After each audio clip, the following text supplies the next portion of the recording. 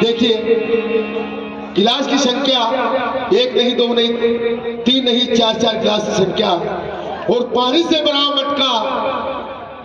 ये कोई जादू मंत्र नहीं है, ये कलाकार की एक कला है। हर किसी का बस की ये कला, तभी तो राजस्थान को पूरे विश्व में माना जाता है। और राजस्थान की आन बान शान एक सांस्कृतिक कला है जो विदेशों में भी नाम रोशन करती है।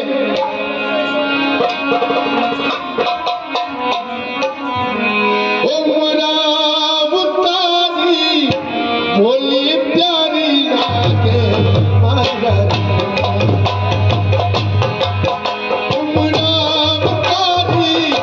बोली प्यारी लागे